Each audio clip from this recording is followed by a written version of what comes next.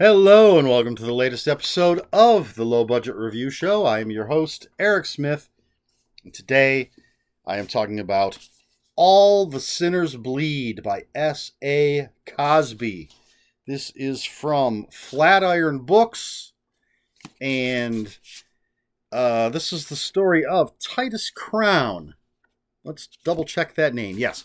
So Titus Crown is a former FBI agent. He is a black sheriff in a southern town. It is not modern day. It's the 80s or 90s. It does say there's maybe a couple points where it tells you what year it is. I don't recall. But so Titus, as I said, he was a former FBI agent. His father had hip surgery, so he's moved back in with his father. And when the opportunity arose, he ran for sheriff. He wants to make the sheriff's office, the police force, stand for something. He has a very rigid code of ethics, and stuff happens. Early on, he gets a call to something in his capacity as sheriff, and this incident explodes into, not literally, explodes into a lot of stuff. And I'm going to be very, very vague as far as plot and things go, because you have to read this for yourself. I don't want to give anything at all away. That being said, I'll tell you right now, for the too long didn't watch, 6 out of 5 stars. On Goodreads, it's 5 out of 5 because that's all you can do, which means I loved it. But this is a masterpiece of dark, dark fiction. S.A. Cosby, this is the second book I've read by him. Blacktop Wasteland was the first one that I read. I think I gave that 6 out of 5. It was fantastic as well. And now with Titus Crown, and the town, let's see, Sharon County. I'm pronouncing it Sharon. It's Charon. I've always heard that's Sharon. The river Styx and all that. Sharon County, Virginia. He builds this town, this little town. He gives us all of these characters. He gives us all of the infighting and, of course, the race relations. And there's the Sons of the Confederacy, and so there's, I'm pretty sure, somewhere in here. I wish I could find it easily when this actually takes place, because I'm almost certain, like 99.9% certain, it is not the modern day. It's like the 80s or something. 80s or 90s, but there's a lot going on that's relevant today. Again, these Sons of the Confederacy, there's a statue of a Confederate personage that, on the one hand, the minority community wants it torn down. The Sons of the Confederacy, think this guy is a hero. And there's, of course, a bunch of different churches. I say, of course. I mean, it is a southern town. Tons of different churches, lots of different churches. Lots of problems with race relations. Lots of, there's, drugs and all this stuff. And Cosby really breathes life into this county, into this town, into these characters. Titus Crown is a fantastic, but flawed character. I would love a series of books with Titus Crown. We get early on, we're given a touch of what happened to him when he was in the FBI, and it's horrific. But it's not until much, much later that we get the whole story. And this town is, because of these things, this call that he goes out on, leads into other things that basically makes the town a powder keg. And we end up, I will say there's a serial killer in the book. That's the main thrust. Excuse me, getting a little dry in the throat.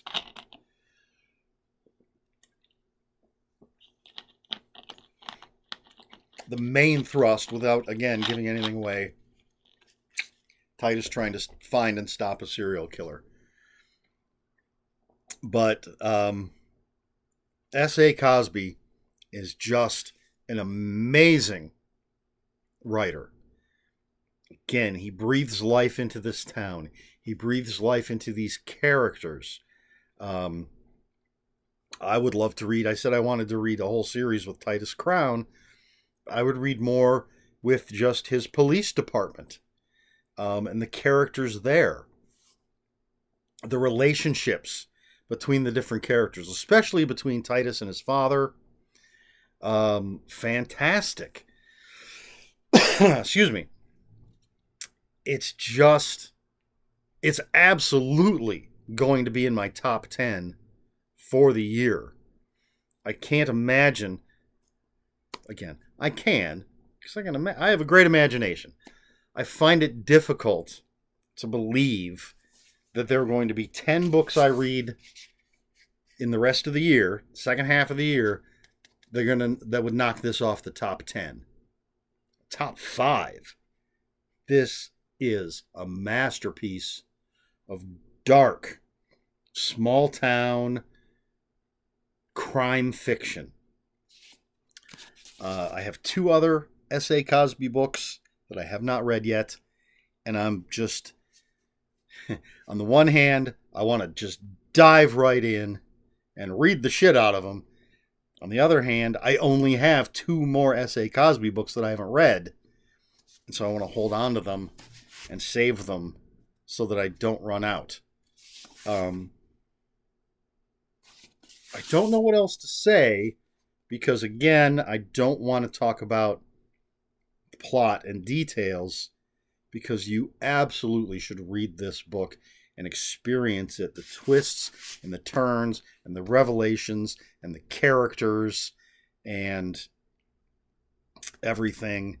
Just, you need to read it for yourself. If there's anything I'm not saying, if there's something in this review that you wish I had said, again, aside from plot points, like if I'm being way too vague about everything, you can let me know in the comments. Because I'm not a professional reviewer. We all know that. But All the Sinners Bleed by S.A. Cosby, 6 out of 5 stars. Absolutely fantastic. I tore through this. I almost took a day off work just so I could keep reading this. I didn't. I went to work. But that's how good this is. That's how compelling I found the story. Now, so there you go. That's the review. I do have a question for this that I thought of ahead of time. I thought of it while I was reading it. Hopefully this will make sense. For the most part, the horrific acts that take place in this book are off-screen. We do get descriptions of the things. When a body is found, he doesn't shy away from describing the condition of the body. But we do not see the actual act of what happened to that body. So my question is, which do you find more disturbing?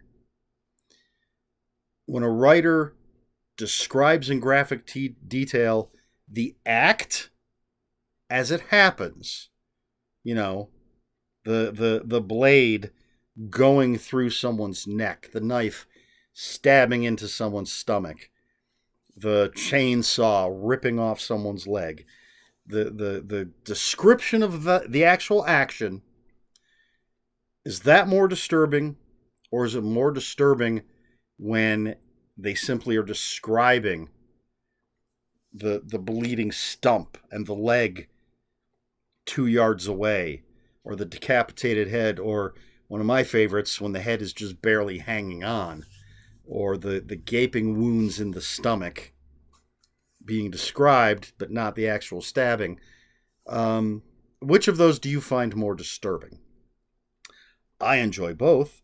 I love a good extreme horror novel that's incredibly graphic. Give me some Edward Lee and some Wrath James White and some Judith Sonnet, that they can, describe these horrific things as they happen.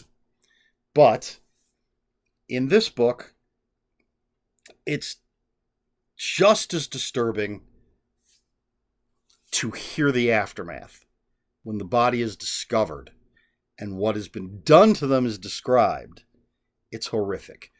I think as much as I enjoy a good descriptive bloodbath, since I've used the word disturbing, I would say,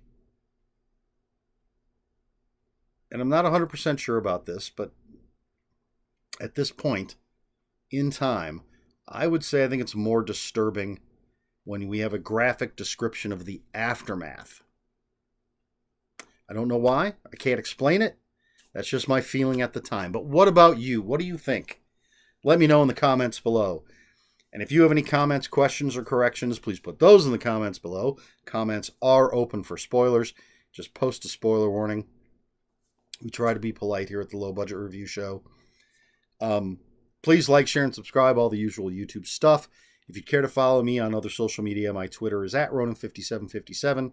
My Instagram, where I post pictures of books, comic books, board games, and fuzzy animals, is EricSmith5757. That's Eric with a K, ERIKSMITH 5757. That's all I have for you. This has been the Low Budget Review Show. I have been Eric Smith, and until next time, read more books.